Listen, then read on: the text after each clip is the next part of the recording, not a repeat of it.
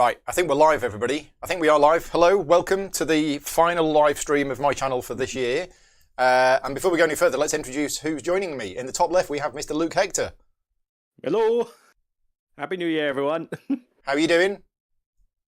All good. Scary. Good. 4 of us on here. There's 4 of us on here. We don't know if this is going to work or not. We did a test earlier on, and it sort of worked. Let us know if you can hear and see us, okay? Top right, Mr. Mark Dainty from Not Board Gaming. Happy New Year, everybody. Welcome. Yep. And in the bottom right, with an absolutely not fake Christmas tree. It's real. It's just might not quite be here. As his hand disappears by. It's a few meters away. Just do jazz hands, Tom. Just do jazz hands. I might duck behind the curtain if somebody picks something I don't like. There you go. Mr. Tom Heath from Slicker Drip. So yeah, thank you very much for all of you for joining us. We are all UK-based content creators that do a variety of different videos. Luke, what do you focus on generally? Well, anything board game related. Top 10s, reviews, heavy, light, medium. The only thing I can't do is playthroughs, but hopefully maybe in 22 that can be a mission to work on that. You've not seen my live Q&A from yesterday, have you? Or Wednesday? Not yet. No, right. Okay. It's on my list. So, it's on my list. do you want me to tell you what I said about you? Horrible things, I assume. One of the questions was, if you could pick another content creator and give them a Christmas present, what would it be? An overhead camera. And I said, an overhead camera for Luke Hector so he can stop complaining about not being able to do playthroughs. I'd love one. I mean, if you're going to give me that, then there you go. Well, there you go. It's a Christmas miracle. Right, on to you, Mark. Let us know what you focus on. So, Not Board Gaming focuses on solo and soloable game content. So, purely solo. In the main, I think there's been just a couple of videos where it's crossed over ever so slightly, based on reviews, Kickstarter previews, the very odd playthrough, and some unboxings, etc. Yeah, cool. And Tom, I know what you do, but let the audience know what you do. Playthroughs. Other things as well. All these don't do playthroughs very much. Do playthroughs almost all the time. Yeah. What I don't do, Tom does. Yeah. So yeah, Luke doesn't do playthroughs. Tom primarily does playthroughs, but you do also do reviews as well, Tom. Yeah, there's some rambling. There's some top 10s sometimes. Well, quite often really, but hours-wise, probably playthroughs. Yes, definitely. Right. Okay. This show today is going to be about our highlights of 2021. Not necessarily, we are going to get onto what our favourite games of the year were, but that's not the focus of this discussion today. I'll focus on basically anything gaming related or possibly non-gaming related that's happened in the last 12 months that we think is worthy of mentioning. We're going to start with you, Luke. No. All right. Well, first things first, I mean, the obvious one, let's get the obvious one out of the way. Finally, we've had COVID issues cancelling just about every event on the planet. We finally this year managed to actually get some events going. So, finally, we've had GridCon, we've had Essen. First one I think we came back to though was UK Games Expo. Yep. So that's kind of like the highlight of it. It's like this: you've had a year and a half of no conventions ever. I was supposed to go to Midgard, that got cancelled, and it got cancelled again this year. So fingers crossed next year. Whenever this is. Yeah, I keep forgetting it's New Year's Eve. But it is. The Games Expo, though, was like the first time just to come back. And yeah, it was a reduced convention. There was only so much to look at. But it was just the idea of I'm walking around a convention, looking at games, seeing all these friendly faces I've literally only talked to on a microphone the last year and a half. And then pretty much spent most of the time just open gaming with, Mark and Jonathan and various other people just sat at the back open gaming. We could have done it at somebody's house, but the fact that we did it at a convention was just perfect. It's like, right, give me a pint, give me the games. I'm now in my element here. Yeah. Conventions were, I wasn't able to make UK Games Expo because I had a wedding to attend the week afterwards. So if I had have gone to UK Games Expo and I'd have got pinged, I wouldn't have been able to attend the wedding because I'd have had to self-isolate. So I wasn't able to attend UK Games Expo, and I definitely would have gone along. But yeah, I definitely went along to Essen, so it was good to start them up again. And then there was GridCon, which was obviously a slightly different experience for me as it was for those people attending. But yeah, it was really great to see people just playing games solidly for 5 days. Yeah, and And when even a few smaller ones as well. Graham's mentioned KCON, that was another one, late August. Just whether it was a trade convention or just sit down and play games, it's like finally we can do it. And by the UK Games Expo, that was when I'd recently been double vaxxed. So it's like, right, okay, protection's on, go. Can I just please go? Yes. Which at the time was enough protection, but not right now. Not right now. Now, We'll Tom, see. have you been to any conventions this year? Because you didn't go to Essen. You've not been to any. It's been great not going to any conventions in 2021. No, Have you missed them or not? Yeah. Okay. I think like in some ways I do miss seeing people at the conventions and just hanging out a bit and playing some stuff there. But it's particularly for Essen, I have not missed getting on planes and organising hotels and things. Right. I really don't enjoy that stuff. And it's been surprisingly good not having to do that. I say Essen was a highlight, but Well, yeah, you had an ordeal, didn't you? yeah, I remember being sat in the international truck stop near Folkestone on the way out, almost saying, "I'm going home." Yeah. it was massively stressful, and all that stuff you've just mentioned, Tom, as to the reasons for not going, the hassle of how we're going to get there, what tests do we need, and I'd never forget. It was only a week before that we realised exactly what we needed to do when we get there, and if we hadn't have done those things, we wouldn't have been able to attend, or we wouldn't have been able to get back, or something would have gone wrong. Yeah. And it was all in the week before, and it was extremely stressful. I'm glad I went, but can't underestimate the amount of hassle it was. And I'm hoping next year things will be better. But We did literally have a Facebook chat group for how on earth do we get to Essen, because we weren't 100% certain what to do with passes. And thankfully, I think for the most part we were fine. You got held up because of import issues because you went to help a friend. Yeah, that wasn't anything to do with travelling. That was because I was with a friend who had product, and after Brexit, you needed to complete some special paperwork, which he'd paid a company to do all the special paperwork, and it wasn't the right paperwork. So it was a bit of a nightmare. But any journey with you is always a scary one. So driving you back was probably one of the most frightening things ever. It's like I know this journey's going to go well. Don't you dare! Don't you do something. Yeah, the curse of Grogan. But thankfully, it was okay. It was okay. Right, Mark, do you want to give us one of your highlights of the year? Yeah, and I think that one of them comes out of the almost one of the worst things that hit the industry this year, which is the shipping crisis. So Which is still going on. This year. So. Still going on. Definitely still going on. Absolutely. Yeah. But what it to play some of the games that they got and maybe on their shelf of opportunity or games they haven't played for a while. We all want the next greatest game to be delivered as quickly as possible, but delivery, and I know kind of the back end of the year there seems to be a glut of kick.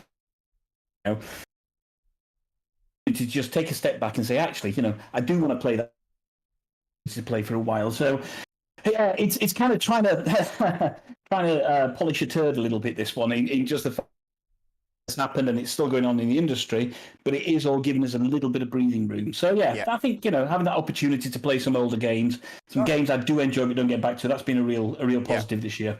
So Mark, your audio is breaking up quite a bit. Okay, but we got the gist of what you were saying. Okay. Basically, lots of new games have been delayed, so you've had the opportunity to take older games, and that's actually a very good point. Let's just put myself for a minute. Let's just all put ourselves into this horrible, nasty hell of a situation where we get no new games for 12 months. Would we all be fine? Yeah. Exactly. Yeah, right. Yeah. I think we'd be fine until the end of time. Exactly. I'd be absolutely fine Yeah. if the entire board game industry was to go on hold for a year with everybody who works in it still okay, and they just went, Paul, you're not going to get any new games this year. You're going to play the ones you've got. I'd be like, sure, okay, that's fine with me. So. It can't hurt for it to take a break. We got enough games. I mean, there's stuff in here, solo games that I swear would take me 12 months just to play that game all the way through. Yeah, exactly. Right, Tom, one of your highlights. Well, not going to conventions. Yeah. Sitting here on like a similar note to like going back and playing old games. It ties into like me doing live things. Like that's what I've really done this year. Yeah. Kind of, with your help, Paul, getting to grips with it earlier this year. but like particularly there was like a period it felt like in the middle of this year where there wasn't a lot of new stuff coming in, and coupled with doing like live things, I went back to loads of games that I hadn't done for like I've been doing this for like 5 years. Yeah. And sometimes when I did a playthrough of a game, well, I say sometimes, most of the time, when I do a playthrough, that's the last time I've played that game. Yeah. So it's been going back to things like The Gallerist and Nations and stuff, like games that I really, really love that have just sat in a box for at least 3 or 4 years now, and discovering that, wow, I'm rubbish at these games now. So when was it you first did a live stream? I think like we always used to do Q&As, but Yeah, very basically like laptop camera and stuff. And But I mean, a playthrough, a live like, playthrough with yourself. It was like March, I think, of this year. I tried it. I missed out on everyone getting on board during the lockdown and stuff. Yeah, because I tried and it didn't work. And then I tried doing the exact same thing this year, and it all worked. So clearly, I was doing something wrong last year and just missed out. But yeah, all of the stuff is because I used to do like the overhead camera anyway. Yep. As like a backup for the playthroughs, and some people didn't like all of the C6 camera that I used to have. But like, so I had that set up, but yeah, it was never plugged into anything. So gradually, I think it's still. I think every stream still starts with like technical issues. The microphone's not switched on. That's normal. That is normal. I don't know if that's ever going to go away. No, trust me, it doesn't. Yeah, the picture's getting a bit better, bit by bit. Yeah, but yeah, you've done a lot of live playthroughs this year. We've probably done roughly. I mean, you do multiple ones a week, same as me. So yeah, I was trying to see. I think you mentioned earlier, Paul, like you could see how much you'd done in a year. And I still haven't worked out if you can do that without just. I don't think you can, but thankfully Chrissy went through a year's worth of my videos, and it's not counting the live Q&As, and not counting the Patreon only behind the scenes videos, of which I've done probably about 50 of those this year. It's been about 300. So if you include the other stuff, it's somewhere between 300 and 400 live streams this year. You know, I mean, when Luke came around the other week, that was 3 in a day. Yeah. You know, so some days there are more than one, but then other days, like, you know, the Christmas break, apart from me doing the Fighting Fantasy books, you know, I've not really been doing that many. But no, yeah, if you're not subscribed to all 3 of their channels, make sure you subscribe. Luke is the Broken Meeple, Mark is Not Board Gaming, and Tom Slicker Drips does lots of playthroughs. Slicker Drips. Slicker it's back Drips. to front, isn't it? I don't know if I'm just seeing it back to front. It's just you that's seeing it back to front. Discord will reverse your video. That's all right then. It's correct, yeah.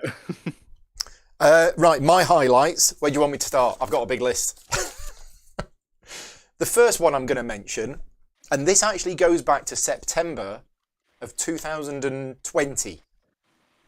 In September 2020, my frustration about not being able to play games as much as I wanted to reached the point where I said, I've got to do something about this.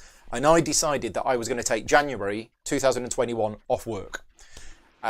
So I basically cancelled all of my planned work or delayed it, and I did no paid work in 2021.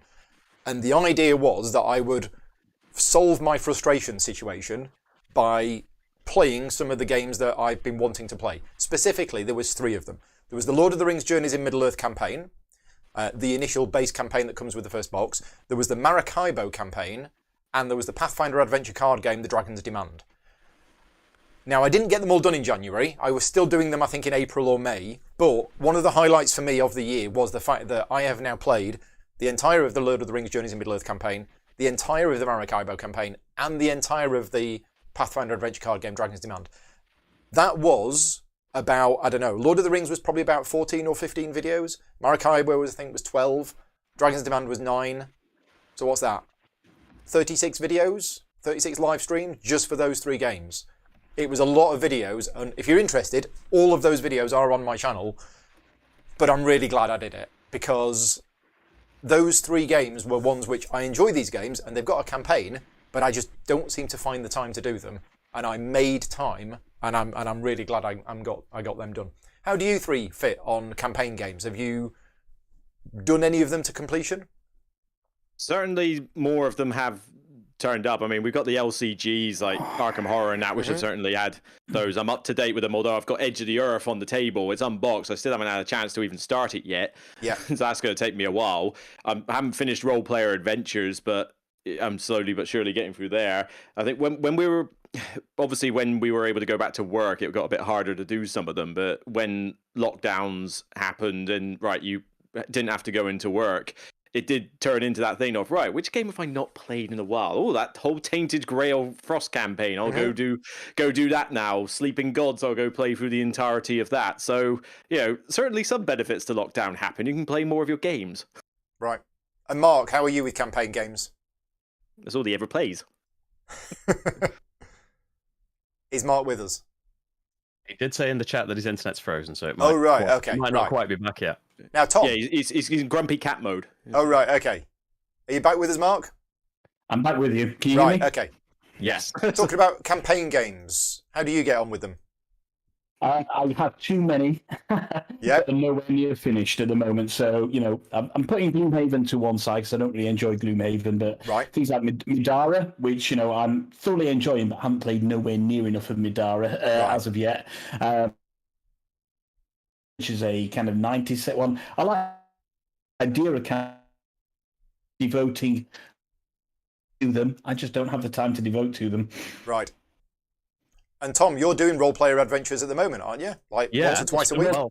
Well, this can cut into one of my highlights of the year. I haven't really been anywhere, but we have been with our friends gaming again that we weren't last year, and we did a lot of campaign gaming that we didn't really stream all of, but we played all the way through Sleeping Gods, and I did a bit of that streamed as well. We played almost all the way through The New Descent, and I didn't stream any of that. We've been streaming Role Player Adventures, as you say. Rach has been on those. I think we're about 70% through that. Okay. And that's been really fun. As you say, you did in January. It's been fun having a series as well, rather than just do a video on a game and move on to the next one, which I still need to do because there's mountains of things to do. But it's nice to be returning to something that you know how to play and that hopefully people watching have seen the other episodes, and you don't need to start from scratch every time. Yeah. And seeing the weird things that are happening in our bizarre kind of evil, maybe not evil characters. Story in that. But Madara as well. Yeah, Mark reminded me of Madara, that we played it when it came out. The first chapter, which doesn't sound like a lot, but a chapter of Madara is apparently a huge chunk of time. Game, yeah. Well, there's I say this is a great thing about it, because there's an audiobook for the story. Sometimes those story bits are 20 minutes long. Oh, wow. Okay. They're great. If you enjoy Madara, that's a huge plus. But I can see for some people, that would be a massive negative. But yeah, we played through we started again, because it had been a couple of years, and got to the exact same point, and then other things came out, and we've stopped again. So we're kind of in the exact same position we were in before, and an update pack's come out for it now, so we'll probably... I don't know if you can carry on with that or you have to start again because everything's changed, but maybe we'll play through the entire first chapter again in another couple of years and just keep cycling through the beginning of it. Yeah, Madara is one of those games that keeps being mentioned to me that I'm pretty sure I will enjoy. It is great. Yeah. But, it's a huge table hog as well, though. It takes up a lot of table real estate, Madara. Right. Yeah, it has to just sit out. Put out, yeah. Yeah, so that's one of the things. I've probably not played as many different games as I normally do in a year because, generally, go over to our friends to play games. We're not playing something new for these chunks of time because we're however many times it took to play Sleeping Gods and however many sessions it was for Descent. They've been great, and that's been good for them as well. That you can understand that I'm doing the videos and stuff, and I'm doing all of the new stuff and learning all of the games. Everyone wants to do that all of the time. Yeah. So it's nice for them to not have to be presented with a big dry heavy Euro every week. Cool. Right, Luke, moving on. Your next highlight. I know that. We got the games. Where is it? He's got props. I got. Oh yeah, that's why I ran out earlier. It's showing down. I'm not picking up both boxes because it's too heavy in that. But anybody who's watched me showing it knows that I've been going crazy about Spirit Island lately. So it has been somewhat of a favorite game of mine. But it's not just simply I've played a game and it's suddenly become a favorite. It's now when I first started properly doing board gaming, there was that thing of discovery. Here's a bunch of new games, you've never kind of seen it before, and you get that buzz from them. Spirit Island was one where 3 odd years ago, somebody taught me it very badly, didn't go too well. 3.5 hours later from a 3-player game, but I saw potential, but I was still slightly put off it. Cut to 3 years later, when some friends of mine actually finally taught me it properly, enjoyed it, finally saw what it was, grabbed a copy, played it some more, reviewed it. Greater Than Games then sent me the rest, and I just went completely bonkers with it. But it wasn't just simply, oh, here's a game I now really enjoy, solo or multiplayer. It's the fact that it kind of brought back that feeling of, I've just discovered another new game properly. Because we get a lot of games, thousands of games every year, and you find a half decent one every now and again. It's like, okay, cool, that's another decent one. This one felt more like 6-7 years ago, first discovering like how good games can get. And Spirit Island's not for everybody, I know that, but for it to just suddenly be like, God, 3 years I sat on this without actually finding out I could have been playing this for the last 3 years. Right. So now it's not counting the game that you sort of played 3.5 years ago, Spirit Island is a new game to you this year. Yeah, pretty much, because it was literally just one playthrough. I'd not played any apps, not played any other type of Spirit Island game since that bad teach. Yeah. To the point where I could barely remember what happened in it. So it literally came down to 2 friends of mine who are bigger experts than me by far at my local Portsmouth clubs, playing it, and it's like, all right, can you just teach me this thing properly? And then suddenly enlightened. Yeah. Yeah, and Spirit Island is one of my favourites, I think. I mean, somebody said on... Was it the live Q&A earlier this week? I think it was. Somebody said, what's your favourite 2-player cooperative game? Spirit Island. No question. And people were like, well, hang on a minute. Mage Knight's your number 1 favourite game of all time. Why are you not saying Mage Knight? I'm like... Because you don't play Mage Knight with more than one player. well, no, you can. And 2-player Mage Knight is fine. But it's because Mage Knight has so many different ways to play it. Spirit Island, 2-player cooperative, that is the best in that category. Yeah, absolutely. But we had fun when we did our digital play. That was the best Spirit Island game I've played. That was fantastic. It was really, really good. And more of them, please. I think everybody who watched that has been asking for more of them. Well, so, you know where I am, so I know where you are, and we've both got the app, and it's making the time to do it. So yeah, Spirit Island. I'm glad you discovered that one, because my first game of Spirit Island was such a terrible experience for many reasons. One thing that I like to do whenever I get a new game is that I like to find some friends who are more than happy to learn the game from the rulebook, and we sit down one night and we try and play the game from the rulebook. And it's a shared experience, and it generally works out well. With Spirit Island, it didn't work out well. 4-player Spirit Island, well, I know some people that play Spirit Island 4 players, but to be honest, I would never want to play Spirit Island 4-player. I've done it once or twice with people I trust. Exactly. That was exactly. Right, yeah. 4 players learning the game from scratch and learning from the rulebook, and the rulebook is not that great. Basically, 3.5 hours later, we were about a third of the way through the game, and it caused a falling out between 2 friends of mine, because 2 of them were playing it so slowly that the other one just got fed up, and there was a big falling out, and then that was it. And it was like, oh, that's the game. So my initial impression, and that wasn't because of a bad teach from somebody else, is just because of that first game experience. But I went away and I was like, I think there's a really good game in here. I just think with 4 of us, it was probably a bit too much. And then I went back to basics, and I tried it at 2-player and 3-player, and yeah, it's now probably my favourite cooperative game. So, well, that was kind of the thing, because ever since then, you kept hearing about it on top 10 solo games lists or 2 players. And it's like, well, I played it with 3. Was that the mistake? It's like, fine, let me go get it and I'll play it by myself then. Yeah. It took convincing after the first teach or something to actually go, yeah, hang on, I should actually play this with other people occasionally. Right, Mark, have you got another highlight? Yeah, I think it's possibly the first game that arrived for me that I backed in the first Kickstarter arrival of 2020. Right. And that's a melding of 2 of my great favourites, if you like. So you've got Vital Lacerda, and you've got David Turchley as well, and you've got Kanban EV, which for me, I love the Vital Lacerda games. Obviously, I love the rule books more than the games, Paul. I love the Vital Lacerda games, but some of the earlier this year, some of the solo modes can be a little bit not as good as they could be, but this kind of melding of Turksy and Vital Lacerda for Kanban EV, and suddenly you've got a solo Vital Lacerda game that moved to the top of my list for me. And Kanban EV is just one of those games that repeatedly hits my table throughout this year, and I just think that the solo mode is absolutely fantastic. And obviously they've done Weather Machine together as well, and I think there's a couple of others coming out from Vital. You've got Bot Factory and the one you announced this week, which was the Inventions or the something like those lines. And I'm hoping David Turksy is involved for those as well. But Kanban EV for me, a stellar solo. Yeah. No, it is a good solo mode. And speaking to other fans of Vital's games, the Kanban EV solo mode does seem to get a lot of praise as potentially being the best solo mode for a Vital Lacerda game. And I've done it on a stream, and it was good. Very much enjoyed it. We Tom, agree. We get bullying about that on our vids. You've dabbled with some of Vital's solo modes, haven't you? All of the Kanbans. Yeah, I've done all of them now, I think, at the moment. Yeah, Kanban's a great one. Because David's thing as well is always for your solo modes is to try and make it feel like you are playing the normal multiplayer game against someone.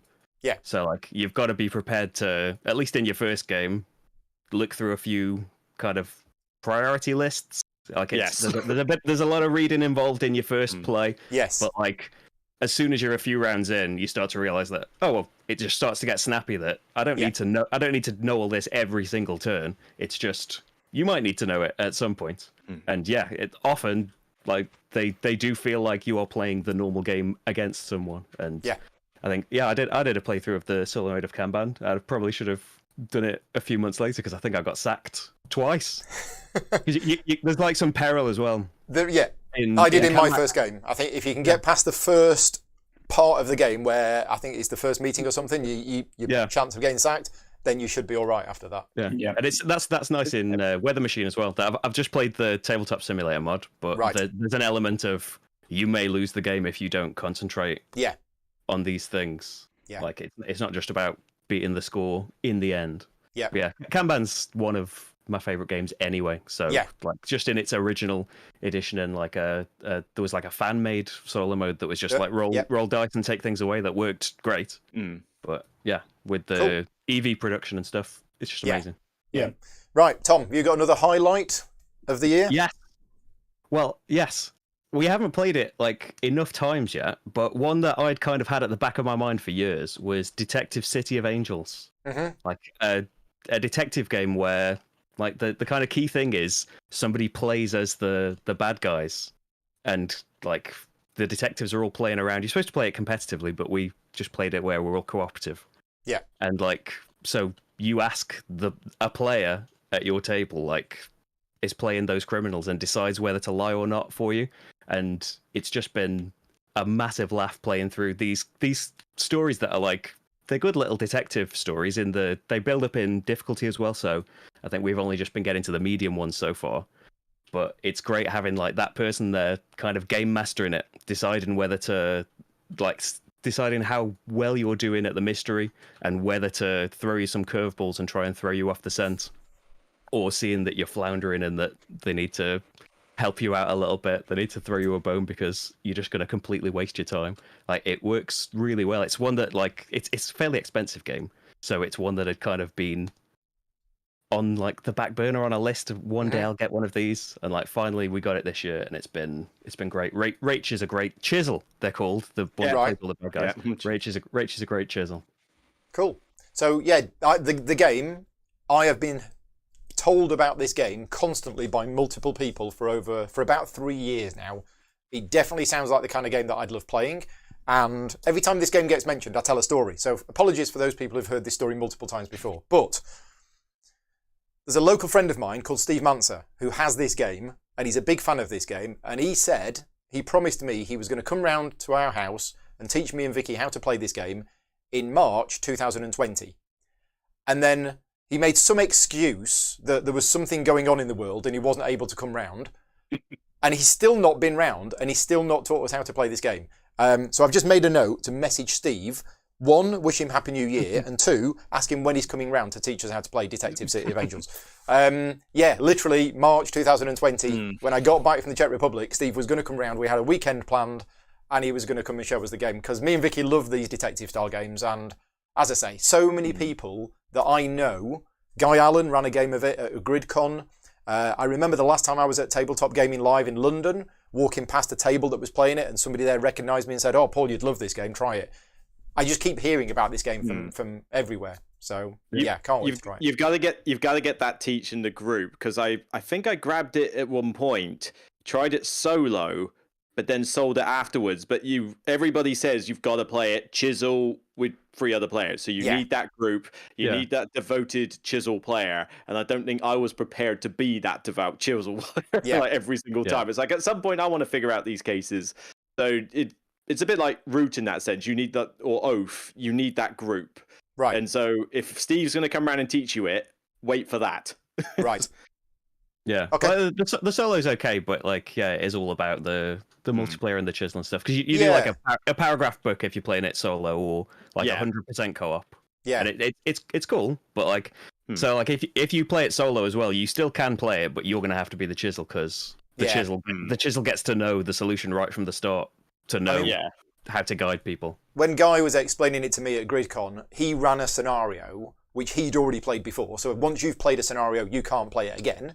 Yeah. But he was effectively GMing that for other players. And he said, look, there is a competitive mode. He says, but I'm just trying to host the game to make sure everybody's enjoying it. Yeah. And it was like, oh, right, okay. So that's the feeling that I like about it as well. Because there is like a fully... I don't know if the chisel's ever meant to try and win in the competitive mode, but the detectives are playing against each other and have kind of hidden information. And I think you can pay other players money to try and see what they've got. Okay. But you can just play it where you're all just sharing information, working together against the chisel player. Which I don't think the chisel tries to win per se, just tries to make life harder, but it's whether the other players are playing cooperative or competitive. Right. I think maybe that can vary. Yeah, I think maybe in the competitive mode, the chisel's trying to balance, like, they see a player's doing really well and try and throw that player off. Right. And try and help other players, rather than you as a whole. It's a detective RPG. Yeah. No, it sounds exactly like the kind of thing I'll play. And as I say, I have made a note to send Steve Manser a message. Right. My next... Oh, which one should I do next? Yeah, we Too got Many two, Bones. we've got 10. Yeah, I've got loads. I mean, Too Many Bones, in a similar line to what I was saying about campaign games, Too Many Bones is one of those games which I had in my collection, and I'd played it, and the amount of effort that you have to put in to actually play it was quite a lot. And then 6 months would go by, or 3 or 4 months would go by, and I'd forget it all. And then I'd play it again. I'm like, oh, I think there's a good game in here. And I remember one bit from last time, but I'm effectively starting again. And that was my life for about 2 years. So this year, I decided I'm going to play Too Many Bones once a month, every month, and I'm going to get to grips with it. Now, I didn't manage to keep that promise. I think I did the first 8 months, and in fact, a couple of those months I actually did it twice. So this year, I've done about 10 live streams of Too Many Bones. And mission accomplished, because the first one was learning again, then the second one was still... and every time I played it, it was like, okay, I've got the rules now. I'm getting the rules now. And then I was actually able to start appreciating the game for what it is. It required that amount of investment in terms of time and effort to learn how to play it before you can then actually start getting to grips with it. And the last 5 or 6 streams I did of it were all just, this is really good, because I was comfortable with the rules, mostly. And yeah, just able to enjoy it. And it's just a shame that, yeah, Q4 for me this year didn't actually go... Yeah, a lot of things went wrong, and Too Many Bones, unfortunately, is one of those things. So I will hopefully be getting back to it next year, because there's still loads of content that I want to play. Now, Mark, you've played a lot of Too Many Bones. Is what I said about the learning curve fair? Absolutely, and it is one of those games that you do have to revisit and revisit and revisit, and not mind if you're playing some of the rules slightly incorrectly as well. And I think that's a key thing. Now, I think the later iterations of the rule books, and I think they're going through further stuff on the new Kickstarter, they're going to be clearer. And there are plenty of videos out like yourself like Liz Davidson over at Beyond Solitaire Yep. as well, where TMB is a true focus for them. But it's one of those games where, if you enjoy the core experience, and that's the key thing, it's not for everybody. Luke is, it wasn't one of Luke's favourite games, I know that. The core experience, the more you put into it, the more you get back out of it as well. So, it's right up there. I think outside of kind of Kingdom Death Monster, which will always be my favorite solo game, the next one is going to be 2 minutes. Right. Love getting back on the table time and time again. Yeah. Cool. Right, Luke, back to you for your next highlight. Well, we had to do 3. What are you on about? Well, I've got 10. I mean, I'm happy to carry on with mine if you want. Story time with Grogan and that. Nah, it's. Try to think. I don't want to be boring and just say like my favorite game for 2021 or something. We'll come on to that later. Yeah, we'll come on to that later. We'll go with like an acquisition disorder type thing because I can't reach. I'm not going to reach over it and grab it for the showdown because it would be. I'd probably destroy half my table in the process. But you get something from Kickstarter, you get something in the post. You think, oh, this giant box. You can't wait to unbox it, but it's coming. You backed it after all. Going to GridCon. For the past year and a half, because Sentinels of the Multiverse has been one of my favorite games, everybody has been, especially from the States, has been banging on at me to play a game called Street Masters. They said, Luke, if you like Sentinels, you're going to like Street Masters. It's that similar vein, which is essentially, to summarize, a cooperative tactical skirmish game that plays on all the Streets of Rage, Tekken, Street Fighter, 80s type. So all the computer games. Yeah, all the characters are kind of parodies of that. I mean, there's even a giant panda you can have. There's some guy, villain, who's a bit like Blanca from Street Fighter. It's stuff like that. But everyone banged on about it. Finally, in GridCon, somebody was kind enough to teach me at 2-player. Yep. Instantly fell in love with it after about turn 3. It's like I literally got what the game was going in for at that point. But thought, oh, great. So I can't get this game anywhere. It was out of stock in the States. I just missed a recent Kickstarter, no problem. Until somebody on Facebook, after I kept going on about it, said, all right, I'm selling all my stuff, everything up to the recent things. Can you get to Northampton? No, but my friends can. So sent them up. They brought it back. They were going up there anyway. It's not like I said. Oh, right, there. okay. But they had reasons to go there. I just enlisted their services as a courier. And now I've got this massive cube over there with another box, like the big Aftershock box. It took me several hours to unbox and unwrap and sleeve the stuff because he hadn't even unwrapped everything. Oh, some right, of it was still in shrink, some of the stretch goals. But it's like, no, I want everything in there perfect. I must have spent half a day with the thing, getting it sorted. And now I finally have it. And it's just like, yes. It's almost a bit like Spirit Island-esque. Now I've discovered this game that everyone's been banging on at me forever. Finally, I've got it. I know they're right. I know it's good fun. But it's better grabbing something like that than any other Kickstarter because I didn't expect to. Right. Yeah. It was like, this is my Christmas present. Yeah. I was ready to splash out on this. It's now or never. Otherwise, I got to wait a year and a half or something maybe for the next Blacklist Games Kickstarter. Right. Which may never turn up. And it was just a case of get it now. Yeah.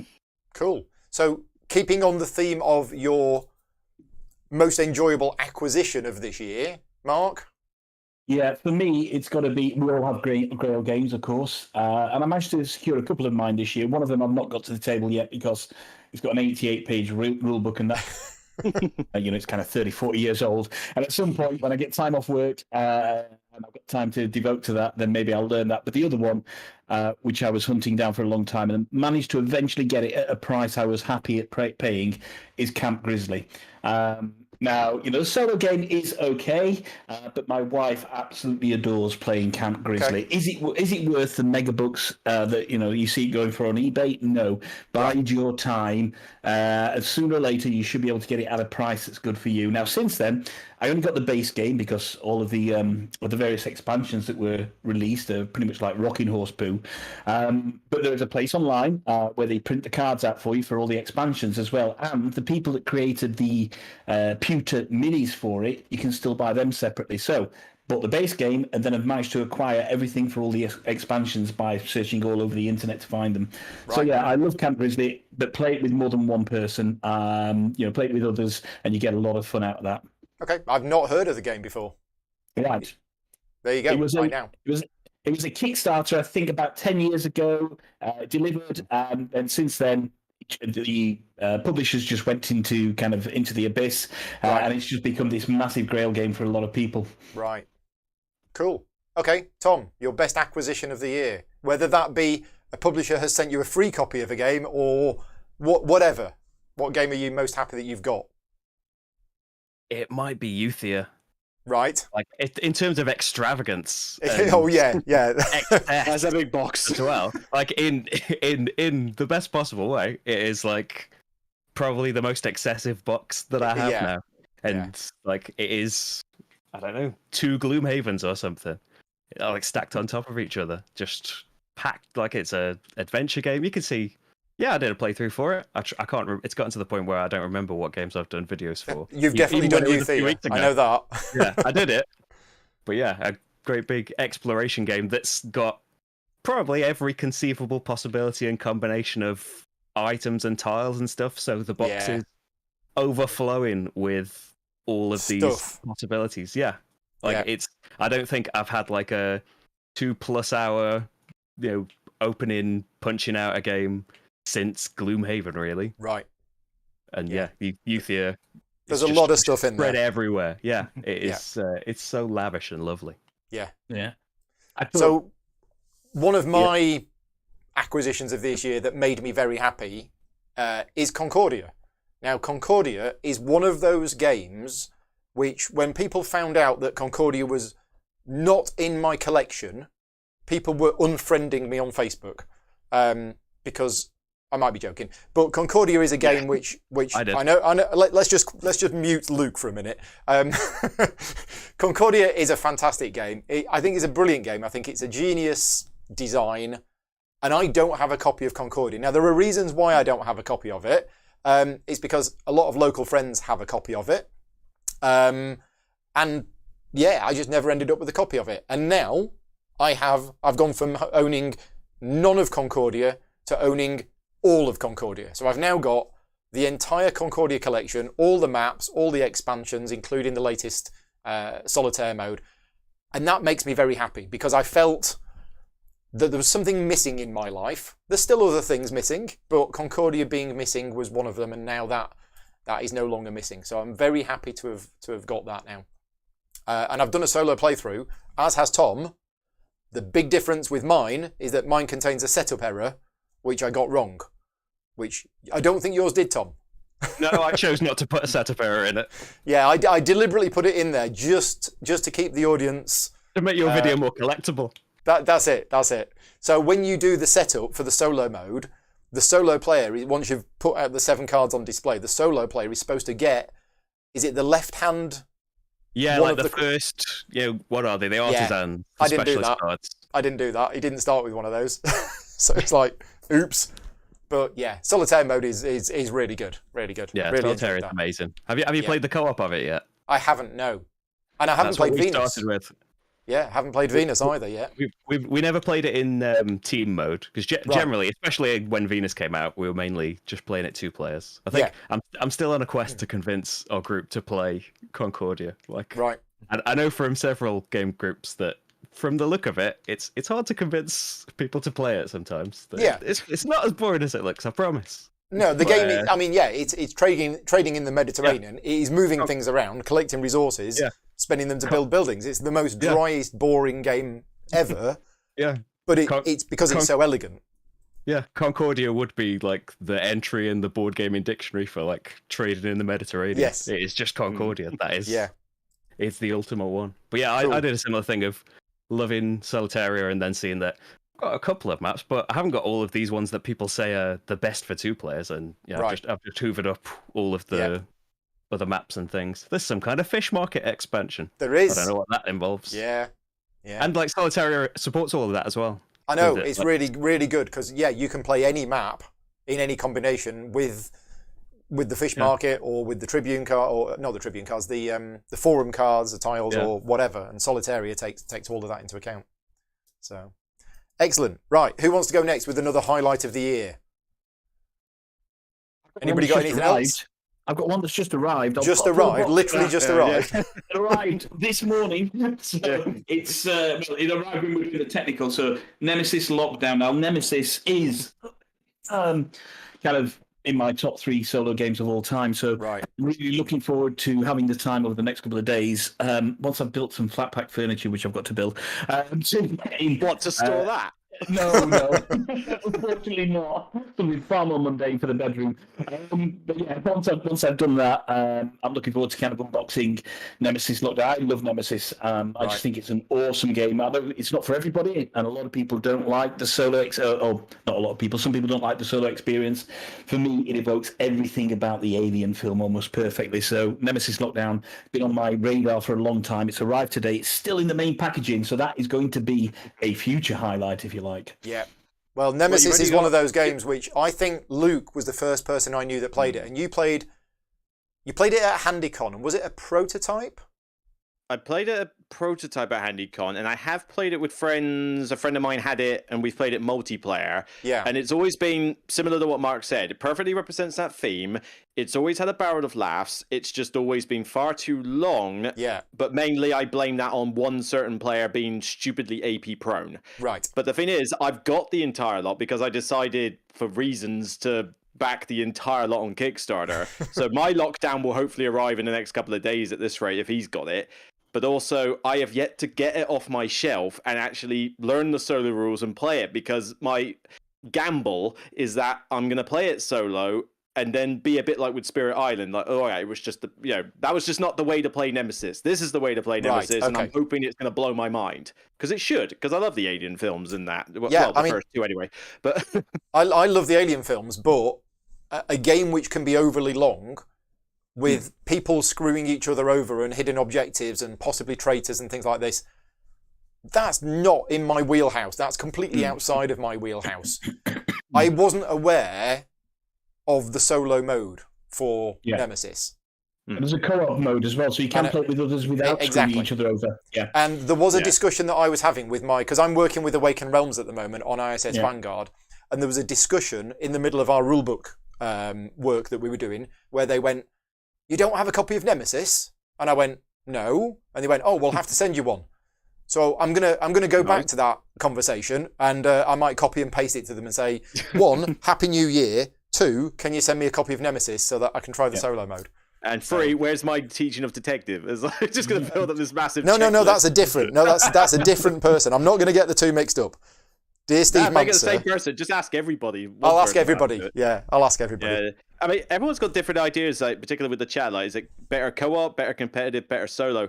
Hard to say. I mean, I would still play it multiplayer even after those slow games, because some of the most hilarious moments in gaming have come from things that have just gone hilariously bad at the end of a game, like being cocky in that I've survived, we're going to the planet I want, in the sleeping pod, all is well, I'm like waving at the alien queen as it's looking at me, all for the self-destruct mechanisms then go off. It's like, it's like, stuff like that happens, but I know it's going to be one of those things like, right, I need to set this day aside to get the entire Nemesis out and learn those solo rules, because I know it's going to be an investment. But I'm going to admit, I don't play it true solo. I have played it true solo, but I will always play it with 2 characters as a co-op game. Yeah. All right, noted. I mean, it's got the folded space insert as well. At least it should be easy to set up, if nothing else. Yeah, cool. Tom, another highlight from you? Highlights? I've run out of highlights, Paul. Okay, right. Back to me. By Naturally. I'll nominate one of you. I'll nominate you, Paul. Right. Okay. Other things that have been good this year. Time with Paul. Other things that have been good this year. In January of this year, I did the first video in what was a series of top 10 videos, of which I think there was only 3 in the end, or maybe 4, where my Patreon I picked a topic, and then my Patreon supporters voted on what top 10 games they thought should be in that category. And then I did a video where I talked about those top 10 games and gave my opinions. And the first episode in the series, if you want to go and watch it now, it was released in January of this year. It was with Paul Francois Harris of HandyCon fame and games designer. He's the designer of Scrumpy. And we talked about the top 10 games, the best games of all time. And Terraforming Mars was on that list. Unsurprisingly, I knew Terraforming Mars would be on that list because it is really, really popular. And in that video that I did in January, I said, yeah, Terraforming Mars, I've played it a few times. It's okay. It's a bit overrated. I don't get it. And by the end of January, I was like, Terraforming Mars is an absolutely fantastic game and well deserving to be in a top 10. I have grown this year to love Terraforming Mars to the point where I'm like, I watched that video back from January and I'm like, oh, can I undo this? Can I go back on what I said? Because that's the way I felt at the time.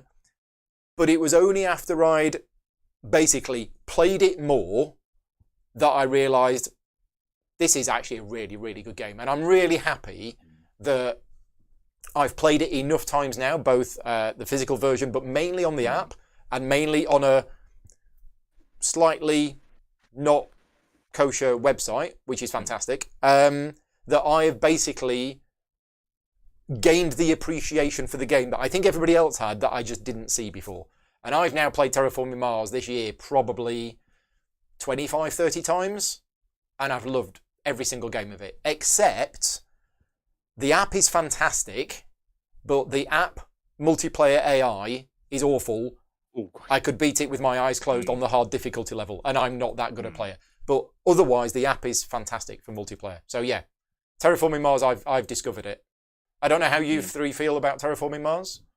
I've warmed up to it more, I must admit. I mean, when it first came out, I know I hated it quite a bit, but then as time goes on, I've sort of gone, okay, I find it fine. You know, I still don't love it, but you know, I can happily sit down and play it. I think Prelude was kind of like the precursor to that, though. It's like I needed the game to be shorter, and Prelude did that. Yeah. It gave me a bit of differentiation. It cut the game length by about 15 minutes or something. And then it's like, yeah, you know what? If we cap the game at 3 players, I've sat down and had enjoyable games of it. Right. And the app is pretty decent as well. But I mean, you mentioned like going back on what you said on that thing. That just happens. I've had games I've reviewed, and then a few months later, it's like, oh, it's not as good as it used to be. I had that with Paladins, West Kingdom and stuff. It's, you know, taste can change remarkably quickly once you've either played it another 10 times or time passes. Yeah. And one of the things which I want to do in 2022, I was going to get onto this later, but I'm going to jump ahead. I'm planning to do a Terraforming Mars day here at Gaming Rules HQ, where we basically spend all day playing Terraforming Mars, but with 3 maps at the same time. So it's actually Terraforming Marses, where we've got 3 maps. We've got the main, for the base game, we've got Hellas and we have Elysium, all on the table, all at the same time, and we play one big game where we have to terraform all 3 maps. That's what I'm planning to do. No way home to Terraforming Mars in the multiverse. How's that supposed to be? It will take all day to play, but it'll be fantastic. So yeah, I've discovered Terraforming Mars. Other things on my list.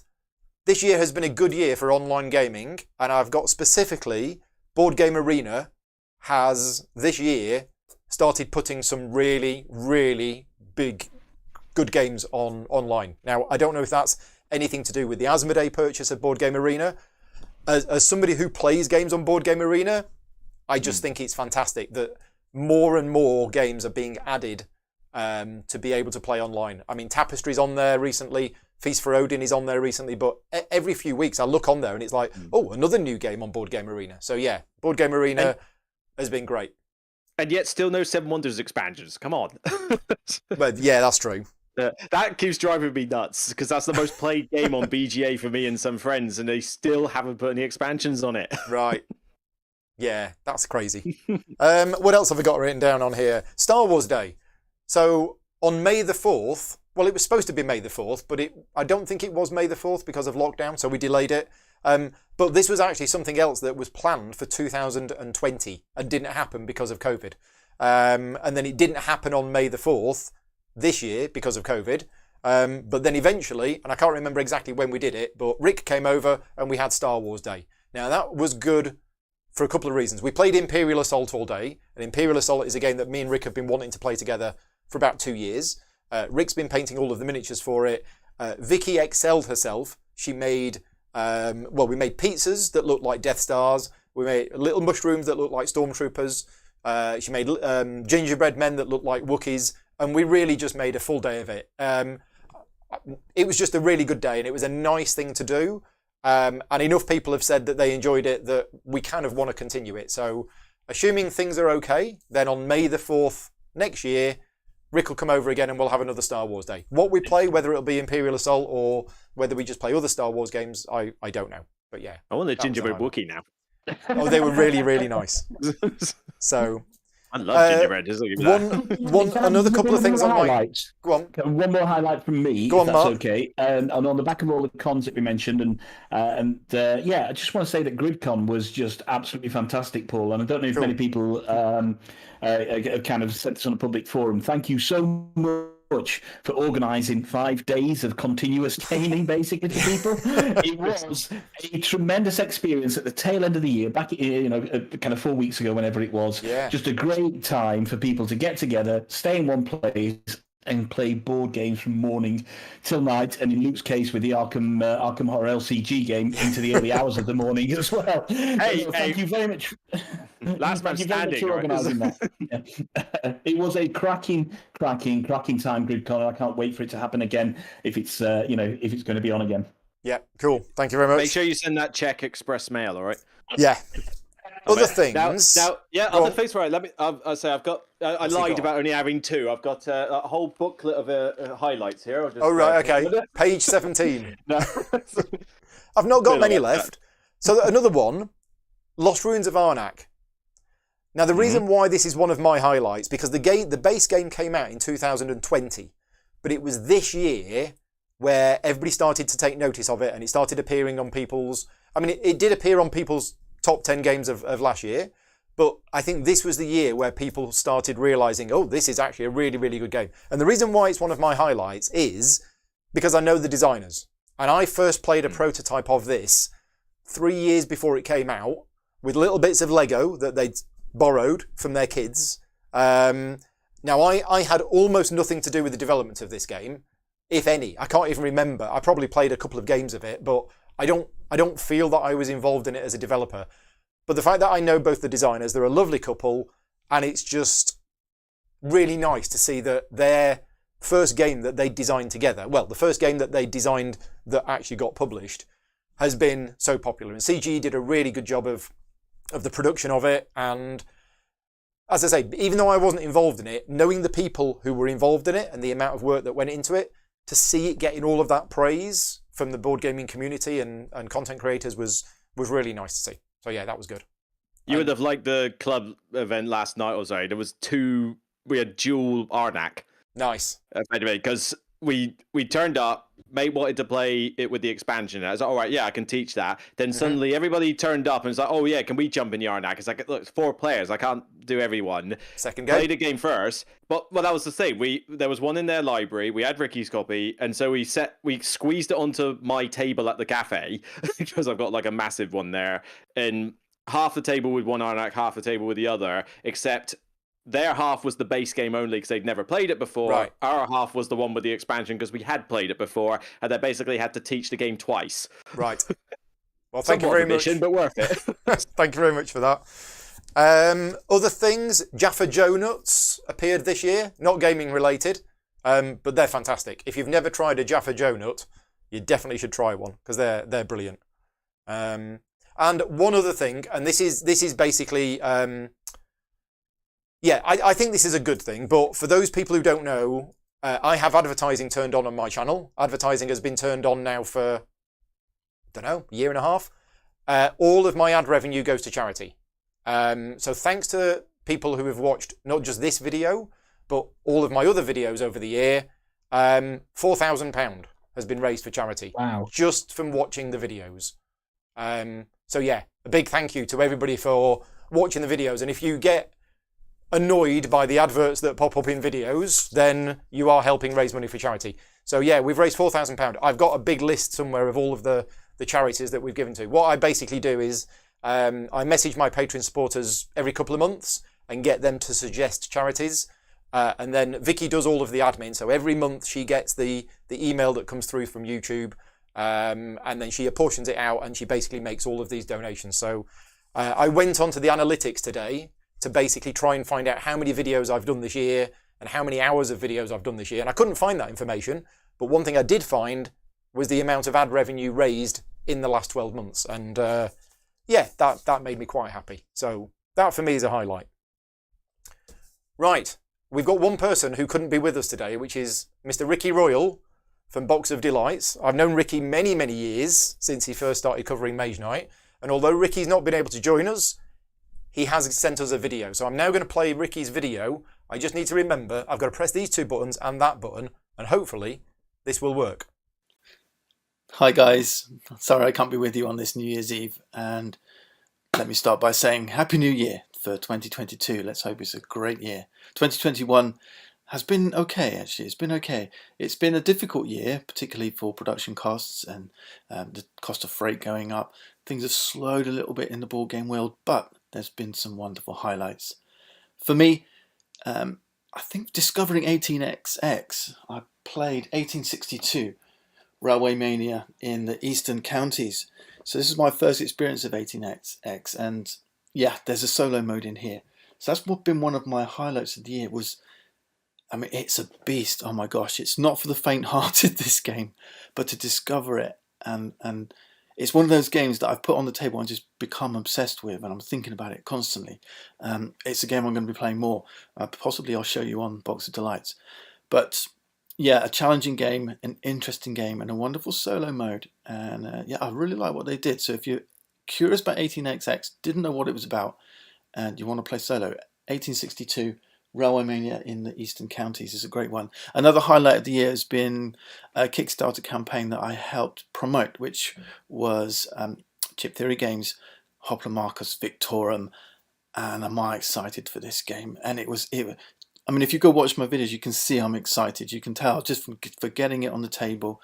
The team have been busy developing, so it's going to be even better than what I showed you. But to get the opportunity to promote that and present it and show people Hoplomachus Victorium, what a game.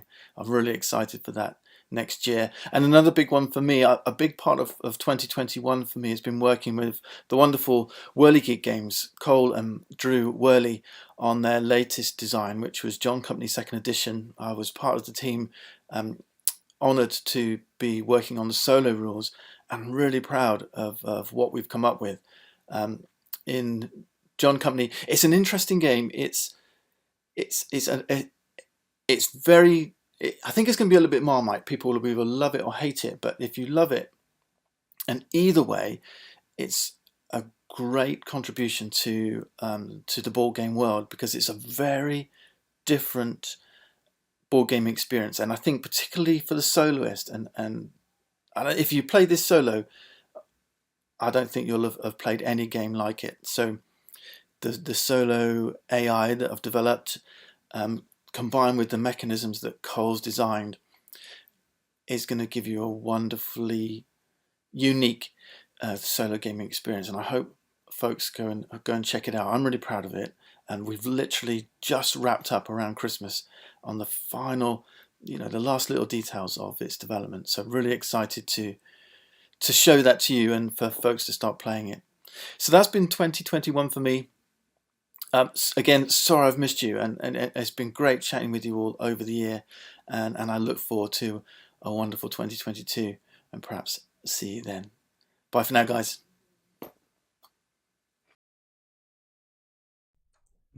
Right, there you go. Thanks very much to Ricky for joining us. So Ricky has joined the cult of 18XX, and we'll never see him again.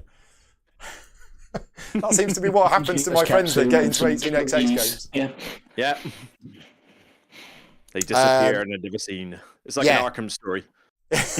He also talked about Hoplomachus. Now, Mark, am I right in thinking that me and you are both looking forward to Hoplomachus next year? Absolutely. I previewed it on Tabletop Simulator for the Kickstarter, and I love Hoplomachus, the original. Slightly dated in its mechanics now. Kind of with Victorium, certainly the solo put the campaign in there, dragged it into the 21st century or 22nd, whatever century we're in, and it feels great. Even in the early kind of preview copies that we played, it felt such a more rounded game than the original Hoplomachus. The kind of directional, positional play and the tactics for it. Truly amazing with this branching narrative. Really looking forward to seeing of how that develops further. So both you and Ricky have played the original version of Hoplomachus. Yep. And both rate it highly. In fact, I'll never forgive Ricky for when he put Hoplomachus above Mage Knight in his list of favorite solo games. And the aforementioned Steve Manser, who's got more mentions on this show than anybody else. Steve's a big fan of it as well, because Steve does a lot of solo gaming. I've never played the original Hoplomachus, but I will be absolutely honest with you. When I looked into it, despite people saying it's really, really good, I went, oh, this doesn't look like my kind of game. It's kind of just like tactical, moving around, skirmishy. I'm not like, But then, because I've got a working relationship with Chip Theory Games, Shannon contacted me and said, oh, we want some content creators to start doing stuff for, Hoplomachus Victorum. And I said, well, I don't really have the background in the game and I don't really have time to learn it. How about we do a live stream where literally you teach me how to play the game on the stream? And we did. And at the end of that video, I went onto the Slack channel and I went, this is really good. This is actually really enjoyable. And yes, it was a tactical game, but I could absolutely see with Victorum where I don't know how long the full campaign takes to play, but your character is progressing, you're moving around, you're having these different battles, and it was just really nice. And then since then, as Ricky said in the video, and if you've been keeping an eye on their Kickstarter campaign for it, they've been putting so much work into this. And I think what you said about the original Hoplomachus was absolutely fair, because when Chip Theory Games started, it was Adam and Josh together working like in their attic or their basement, and that was it. It was just the two of them. And Chip Theory Games are now lots of people with some really good artists, really good graphic designers, and you can tell that. You can tell that the original Hoplomachus looks like, and no disrespect to them because they're both great, it looks like it was sort of two guys working on a game together and doing their own graphic design. And now it looks fantastic. So looking forward to that a lot. And knowledge, the old one was sitting on the top of the DICE library at one point because when they first started, they were just pretty much putting every Kickstarter game that someone had got on there. None of us knew what it was. None of us wanted to learn it. And I told them to take it off the library because I thought nobody is going to come into your shop and learn this game from scratch. That is absolutely true. Yeah. But I've not seen it since. So let's move on to our favourite games of the year. Now, some of you have already done top 10 videos, which means if you haven't watched those videos, you're going to get some spoilers. But let's just focus on, if you've got a number one game of the year, let's focus on that. Starting with you, Luke. I was going to say, is this going to be a crossover with half the people on this There might be. I think you might need a couple of backups. Okay. Well, I've not done my top 10. I won't be doing my top 10 of this year until next year. So, go on. What's your maybe top 3 games of the year, and then talk a bit more about your number one. I do remember. Well, I'm trying to remember what I put on my list. The main one. I mean, Jen's already been going on mad in the chat. It's Art Nova without a shadow of a doubt. I refuse to stand in a queue for 90 minutes to grab this at Essen. I know Johannes from Board Game Ramblings was mad enough to do that, but I decided not to. Because he's mad, but love him, don't worry, he's fine. But I regret not doing it, though, because now I've got to wait for an English copy to get to my house, and it's annoying, because the only time I've been able to play it is either at GridCon or on Tabletop Simulator. But this is a game, because normally you find a new game and you play it once, and you're like, okay, that's cool, I'll play it again at some point until you get a copy of it. I somehow managed to find a way to play this 3 times at GridCon. We tried it once from scratch. I then snuck into another free player game because they were looking for players, and I was free. And then Mark decided, "Oh, Luke, can you teach me it as well?" Fine, I'll teach it again. I mean, you twist my arm, but fine, I'll teach it. And I've been loving this game. It's like I finally get a zoo game that's actually a little. Well, okay, it's not the most dripping thematic game in the world, but I get a zoo game that feels like I'm building my zoo. Here's the animals. I'm making references to Lord knows what with them. You can have a laugh. The action selection mechanic straight out of Civ: A New Dawn, another one on my shelf, which I feel is underrated. I really like that one. And, we did our 2-player playthrough of it where we were just kicking back and having a laugh with it. Yeah. And still finished quite close after all of it. Very close, yeah. It is so much fun. And yes, I am still in love with it, Jed, as it seems. Granted, I don't think it's people keep comparing it to Terraforming Mars. All right, it's not identical to Terraforming Mars. It just borrows one aspect of it. Yeah. But if it does kill that aspect for me, it's like, you give me the 2 side by side, I'm going to play Art Nova in a heartbeat. Free games of that I want that set up. 3 different zoos.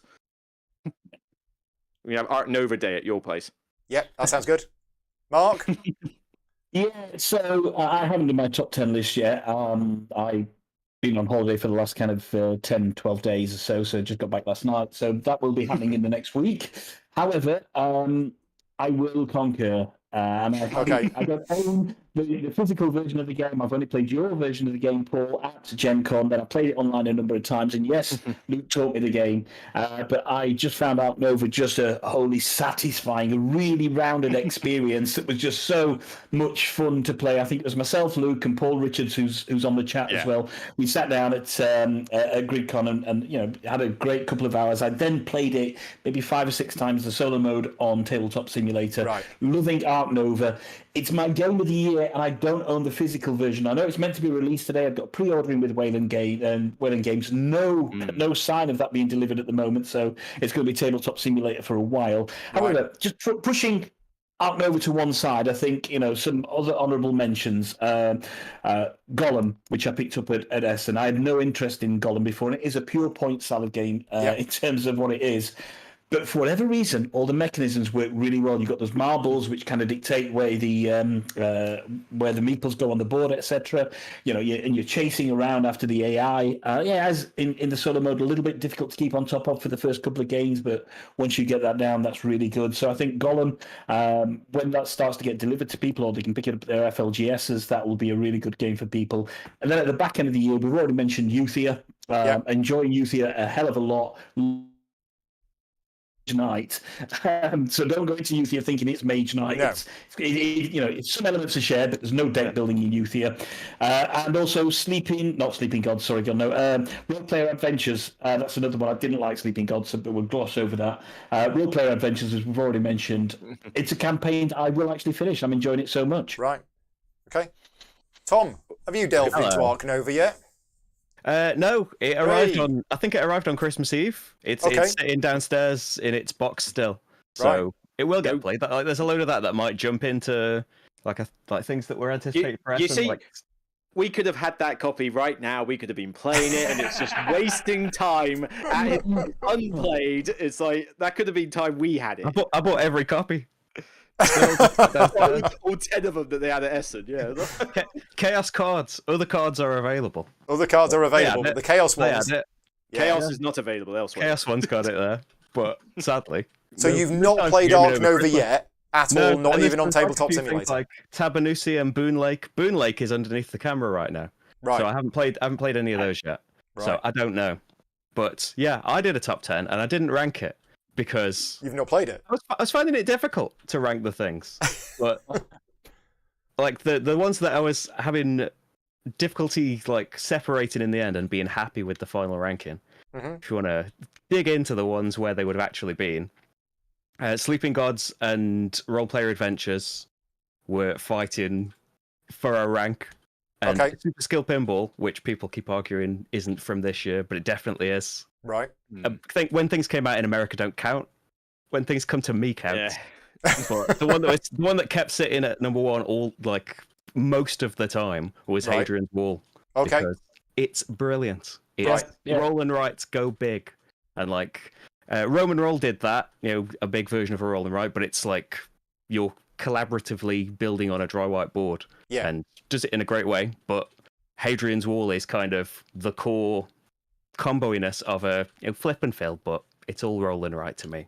Right. Everyone gets the same thing to start with, same different coloured meeples resources. Use those things to fill in boxes that will make you fill in more boxes, and once you've filled in all of the boxes, you will get points.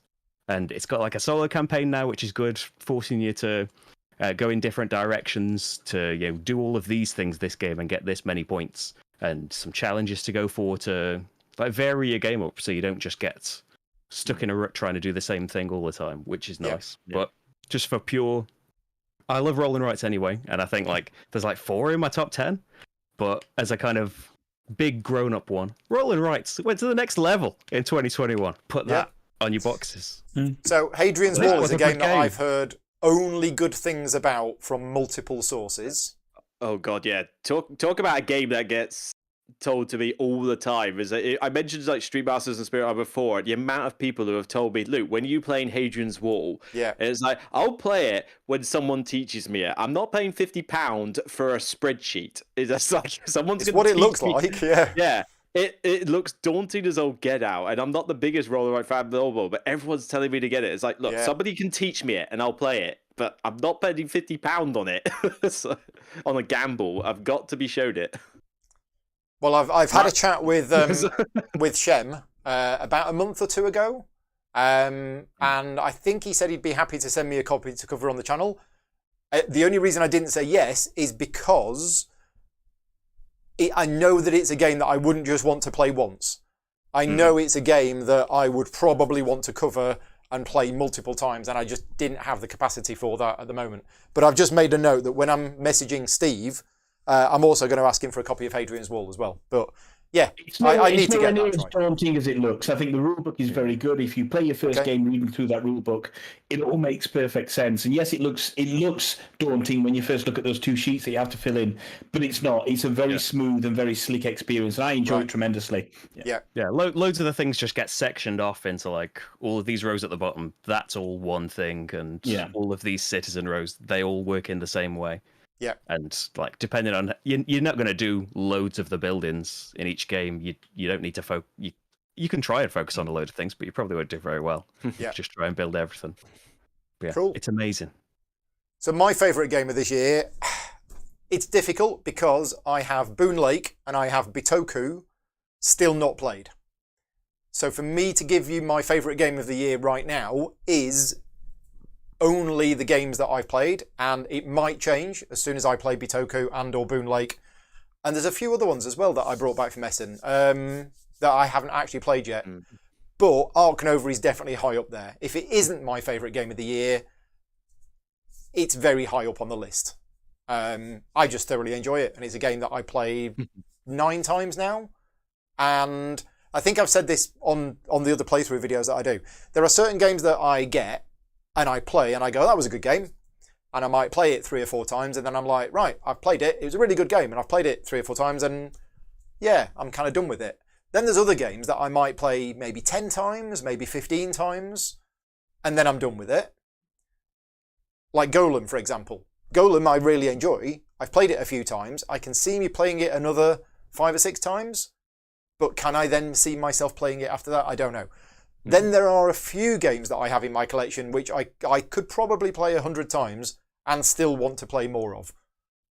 And there are only a few games in that category, and Spirit Island's one of them, Terraforming Mars is one of them, and Ark Nova is one of them as well. I can't see me getting bored of Ark Nova anytime soon, and that is because, and this is where some of the comparisons to Terraforming Mars come in, you've got this huge deck of cards, and they're all unique, and we could sit down and we could play it straight after we did the other week, Luke, and it would be a different game.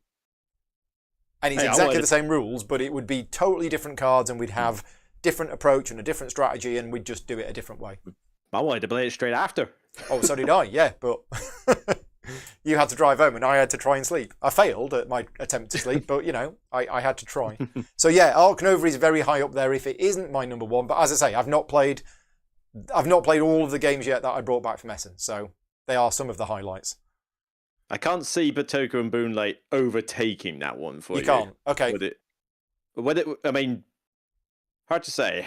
I didn't gravitate much to Bitoku. Boon Lake's fine, but I can't see those two, even for you, being like, oh, this will surpass Ark Nova, for example. Yeah.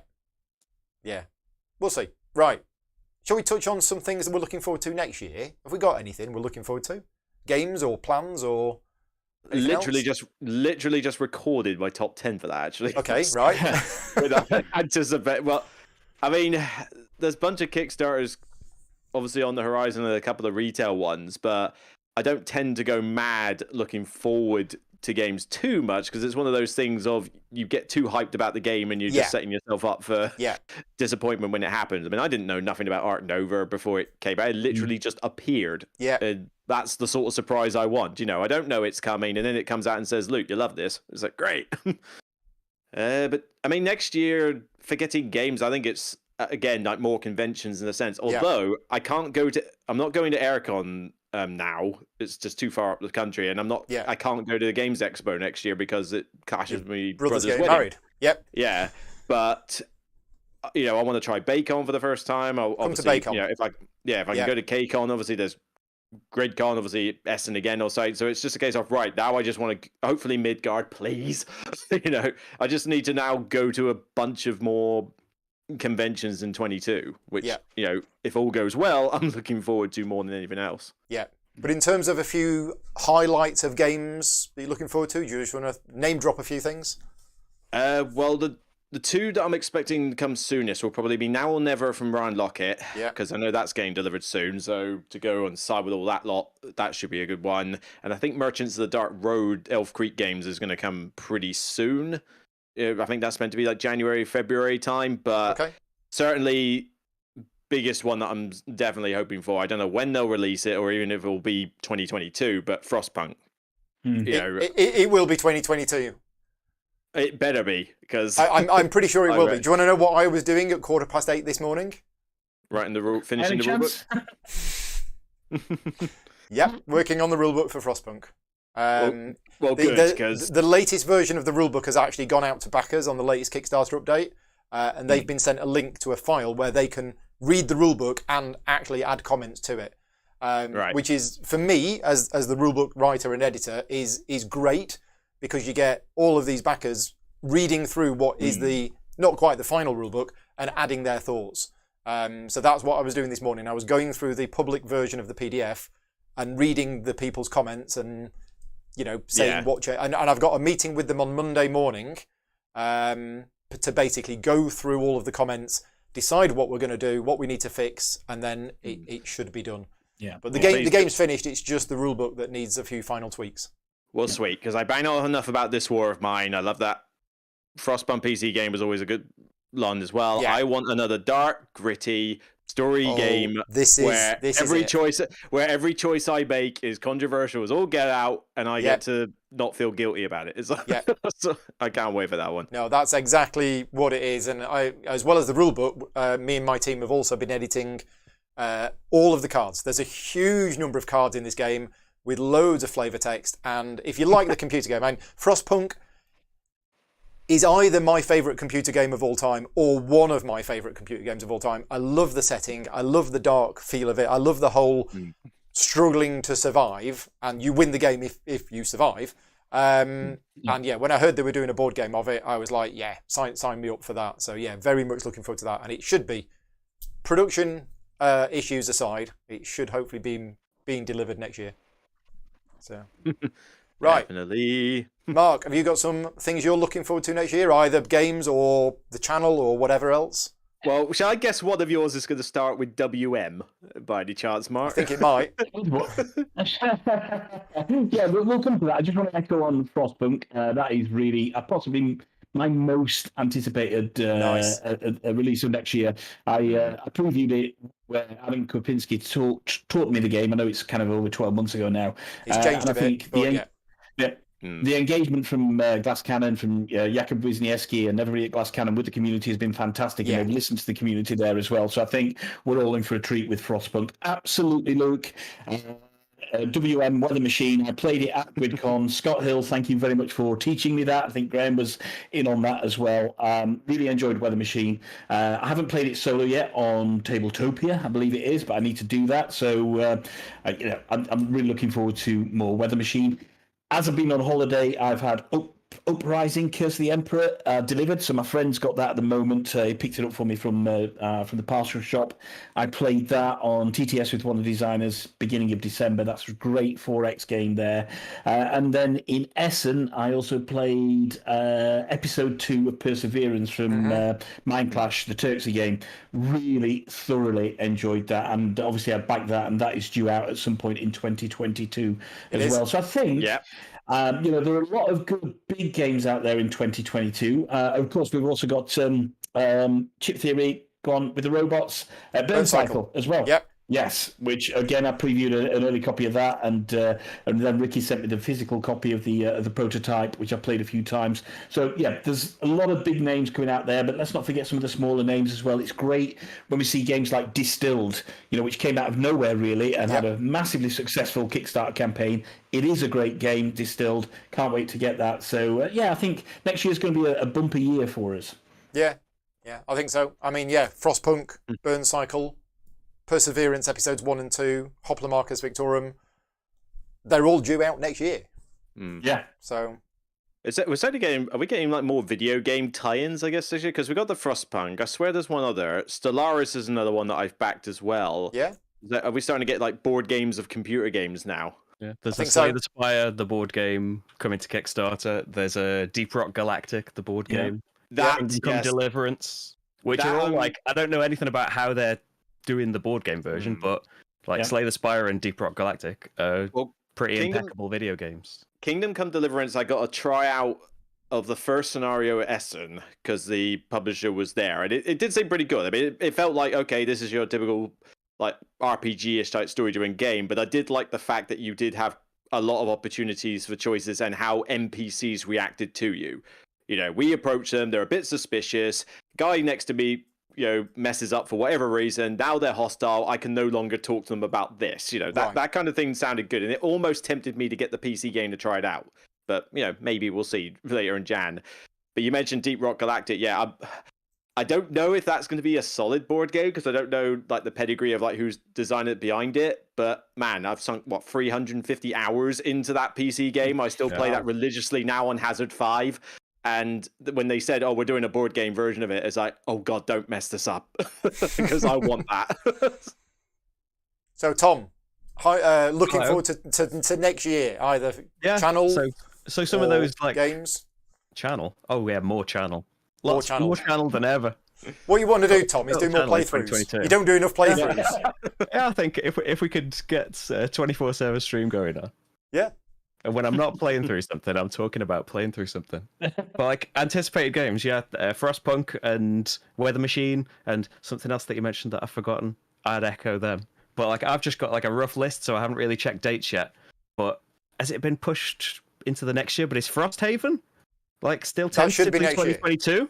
It should be next year. Still 2022. Yeah. Yeah. There's another big Gloomhaven coming out. I know. Bigger than Gloomhaven. Bigger. Yeah. Bigger, bluer. Yeah. It's big. It's blue. Yeah. It's just, and from the bits that like I've seen, like it looks so good. Like it does. Like I won't hear. Well, I'll hear bad things said about Gloomhaven, but I don't care because it's brilliant. And yeah, I'm totally biased because you're in it as well, aren't you, Paul? I am. Your name's in it. Yeah, I designed one of the scenarios. Professional board game designer now. Yeah. I thought he was a character or so. You might actually convince me to play the game if I get the kid off his character. No. It's all going to be on the cover. Yeah. That's me on the front cover. If you look behind the barrel, I'm hiding behind the barrel on the front cover. Yeah, totally me.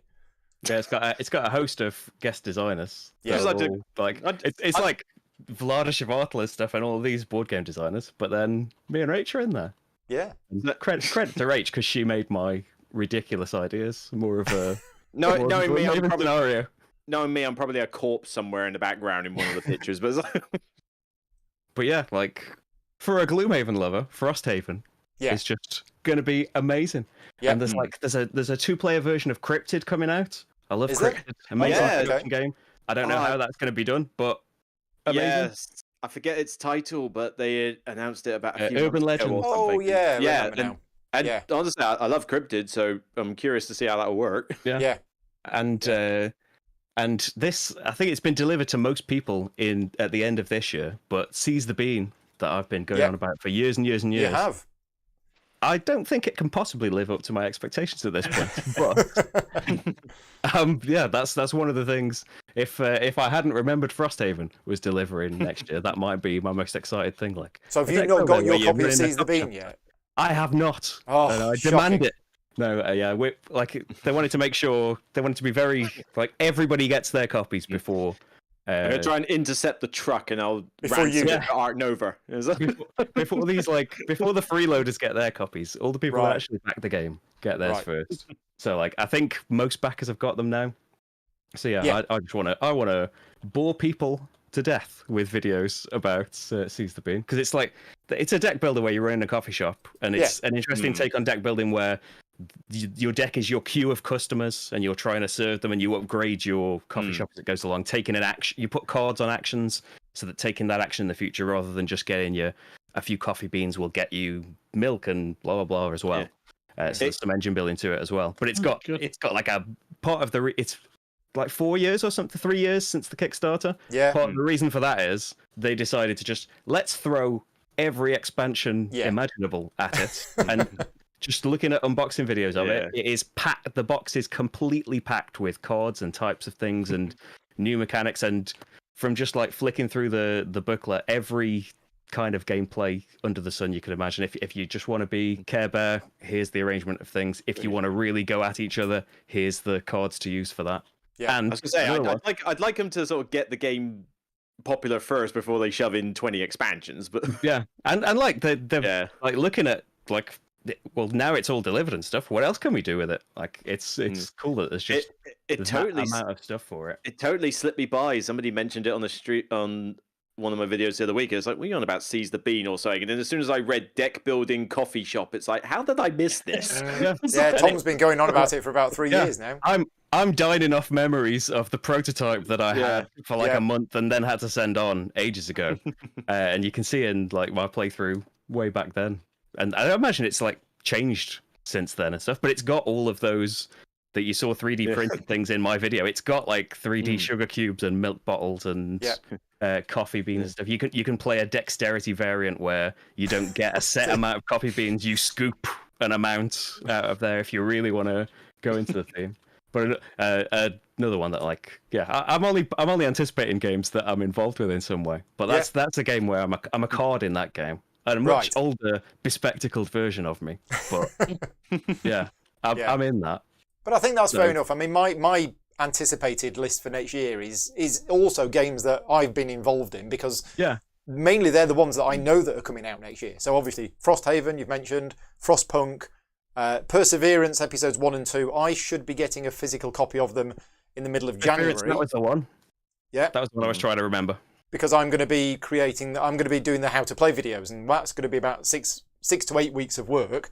So I'm starting that in January, and hopefully that will be in time. The videos will be done in time, ready for backers to get their copy, which I think is going to be March, April time, something like that. ISS Vanguard, that I'm finishing up on work. I don't know whether that's going to be delivered in 2022, but we are aiming to get all of the work on that finished in January. So it might come out. If it does, that'd be great. But the new Stefan Feld games, the Queen Collection, I think games 1 and 2 will come out next year. I don't know if the next ones will come out, but obviously I'm a big Stefan Feld fan, so seeing the first games in the City Collection coming out, I think 2022 is already looking like a good year based on what we already know is coming out. Burn Cycle, Hopla Marcus. We talked earlier on about if no new games come out next year, will we be happy? And we all said yes, because we've got many games that we can play. But to be honest, if only the games that we've just mentioned come out next year, that's easily enough for me to fill my channel with content. Because Burn Cycle, I'm not just going to play one game of. I want to play it 10 times. Hopla Marcus, I'm not just going to play that once. I'm going to do that 10 times. So Frostpunk, I'm not going to do that once either. There's multiple scenarios, multiple ways to play, all sorts of things. So all of those games we've mentioned have got potential for being games with a lot of replayability. So, yeah.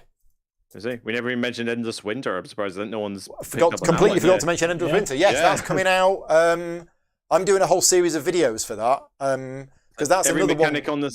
Every mechanic under the sun in that game. It's got lots of expansions, and I think the plan is, I can't remember what I've agreed with them, but I'm definitely doing a tutorial and playthrough for the base game, and then I think I might be doing a tutorial and playthrough for each of the expansions. I think that might be the plan. I can't quite remember. Or it might just be that I do a sort of mini tutorial for each of the expansions. But yeah, having been involved in writing the rulebook for that game, it's nice because each of the expansions, and it's probably the same with Seize the Bean, they do change the game up quite significantly. So the Cave Paintings expansion, where you're actually drawing a cave painting as well, that's got some extra mechanics thrown in. That's really good, and that's being delivered. I think that's coming out probably around March, April time as well. Yeah. Which one? Like that. Endless Winter. That's soon. All right, I didn't think it was going to be that soon. I think it's around April time. So yeah, Perseverance. Yeah. Episodes 1 and 2 will be around April time. Frosthaven might be around April time. I can't quite remember, or it might have been pushed back again. It's going to be hard. I mean, with the shipping crises as they have been, and That's God knows what else for production. I think it's like anytime they say, "Oh, we aim for delivery around this month," I'm just like, look, forget it. Just deliver it when you can. All right, just make it within the 12-month period, and we'll class that as a result. Good timing. Yeah. But other things that I'm looking forward to for next year, obviously, for those people who don't know, I announced about, how long ago was it now? 6 weeks ago, that I'm stepping back from my work as a rulebook writer. Which is going to mean two things. The first thing is I'm going to have lots more time, and the second thing is I'm going to have lots less money, because it's basically giving up a big part of my income, which is fine because it means I'm going to get to play more games. That's the idea. So I'm hoping that I'll be able to produce more playthroughs than Tom. It's the whole reason why I'm retiring, is basically to try and keep up with Tom on the number of playthroughs. So there you go, Tom. The gauntlet has been thrown down. I'll drop everything. No, but seriously, yeah, I'm actually looking at next year, because obviously making that decision was quite a difficult decision for me to make. And I didn't just make it, I did sit down and I did look at all of the things and all of the factors. But after making the decision and then announcing it, the bit that made me feel good about it was two things: the support of the community, especially my patron supporters. And also the fact that I'm looking at these games that are going, play me, play me, play me, play me. And I'm like, yes, next year I will hopefully have more time to play them.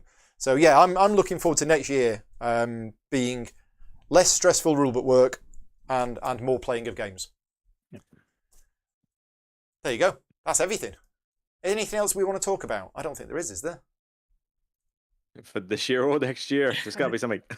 What about 2023? No, we'll do that next year. Right. That's it. That's what we know for 23.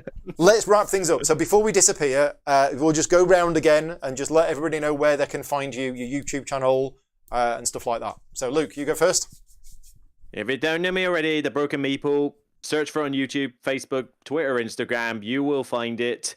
And as it reviews, top 10s, and that. If you just want to hear me be brutally honest about a game, whether it's good or bad, that's where you want to go. Yeah. Mark? Yeah, so as I say, it's all so lowables, and you can find it on YouTube at Not Board Game. That's BOR. Thanks to everybody that subscribed so far. The channel's only about 2 years old so far, just over 2 years old, and the growth's been really, really good. Thanks to people like Paul and Luke. So, yeah, Not Board Gaming on YouTube. Output's been a little bit patchy over the last 4 or 5 weeks or so because of renovations done in the house, etc. But hoping to pick that more up in January. And Luke and I will be doing something in January as well. Yeah, well, it's a spoiler alert further, because I know somebody's actually said, like, oh, join forces way more often. That we do have plans, Mark and I, to do a solo games update list later this month when Mark's free. All right, so that is happening. And Luke, we should talk in the new year as well about doing some other stuff. More playthroughs and Spirit Island games and more Spirit Island playthroughs or anything else. More TTS plays, yes. Yes, we can do that. Tom. Hello. Oh yeah, I make playthroughs and things. I talk about board games a lot. I play them a lot. Sometimes there's a glass cat involved. Oh yeah, it's called Slicker Drips. There's a shirt. You can get it if you want. There you go. And you're on YouTube, Facebook? I'm on YouTube. Facebook, Twitter. I'm on Twitch sometimes, for now. We'll see if that carries on. Right. But YouTube is the whole thing. Yeah. So, Where it's at. Go onto YouTube, subscribe to the three of them. And obviously, if you're not subscribed to Gaming Rules, please subscribe. And yeah, that's everything. So yeah, big thank you to you three for joining me, taking time out. Have you got plans for this evening? Is it gaming related? Video game related. Come back from holiday yesterday, so I have to self-isolate until I get my 2-day PCR test back. Oh, right, basically. okay. It's Jules Holland's Hogmanay, I think, tonight. So. Right.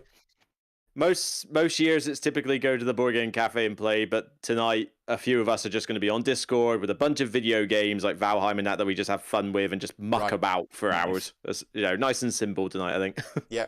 And Tom, you got any plans for tonight? Just quiet night watching things, I think. No board. We don't tend to do board gaming into the night. Right. I'll try and do that at the weekend. Okay. Try and dig into all these things. We've got Obsession. Like, people have been going on about Obsession for years and years. Yeah, people are telling me. I think Rach might like that. Theme-wise, anyway. I don't really know much about it at all, but maybe we'll dive into that this weekend. Yeah. Well, I've got a few friends coming over tonight. We're all doing lateral flow tests. We've all been double or triple vaccinated, whatever. So we feel it's safe. But we've got about 6 people coming over tonight. It's not necessarily a games-related evening, but we will be playing things like Just One, Telestrations, Time's Up. Just some fun party games like that. Just to see us into the new year. So that's our plans for tonight.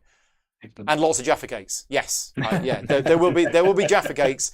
I've actually bought, because they were discounted in Tesco, the Christmas edition Jaffa cakes, which are orange and cranberry, and they were like half price. So I was like, I'll buy some packs of those. So at the right time tonight, I will be bringing out the plate of Jaffa cakes for people. So that's what's happening tonight. They won't have to force them out of you this time, then, will they? No. Vicky can lock me in the other room while she gives away my Jaffa cakes. But anyway, yes, we're all done. Thank you very much to everybody for watching. And again, a big thank you to all of my Patreon supporters for helping fund the channel and keeping things going into the new year. We will wrap things up, and we'll all be back in the new year with some live streams. When's your first live stream next year, Luke? Or your first video for next year? Well, the live solo, we haven't set a date yet for the solo games update. We'll get that some point in Jan. Okay. I'll probably try and do a Q&A at some point soon, just to say Happy New Year. This is what's happening. Right. So haven't planned much yet, but yeah, I think the solo games update will be the biggest live stream highlight, I think, first. Right. Mark, is that your first video for next year? I'd like to do my top 10 of last year. So it's my eldest daughter's 17th birthday tomorrow. So tomorrow's off for videos, but I'm hoping to do a top 10 before I go back to work on the 4th. And then the Loot thing will collaborate either the first or second week in January. So yeah, my top 10 solo games will be the first video, probably in the next week. Yeah, okay. And Tom, what have you got planned for the new year? Some point next week. It'll be like Tuesday, I think. It depends, because it's all has to dance around work, but whichever day I'm here, you can see on all of my things on Monday. I'll post what's going to be happening next week. But the first, I think there'll be a talking stream, because there's like a vote on what playthrough I do every month. There'll be some kind of that with all the Arc Novas. Will Arc Nova stump the vote? Maybe. But Maracaibo Digital, I had to postpone just before Christmas, so that'll be the first game stream. Right. See how that goes, and maybe I'll get through the campaign finally. Doing it digitally. I've been playing a lot of Maracaibo Digital. I've been playing about 2 or 3 games a day of that for the last few weeks. So it's just fantastic. Yeah, it's really good. I'm due to, we didn't quite get finished the Caverns of the Snow Witch playthrough. We did part 3 yesterday, but we didn't finish it. So that's probably going to be my first live video in the new year, and it might even be on the Sunday.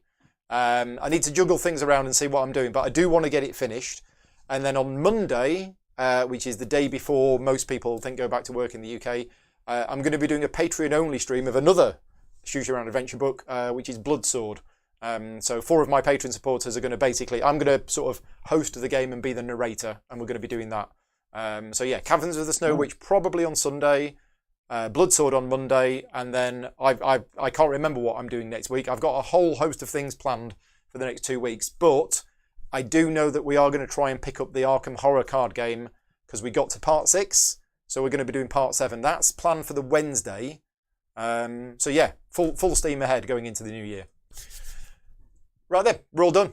I will say goodbye to everybody. Bye to you 3. Bye to everybody for watching. We'll see you in the new year. Happy New Year. Happy New Year.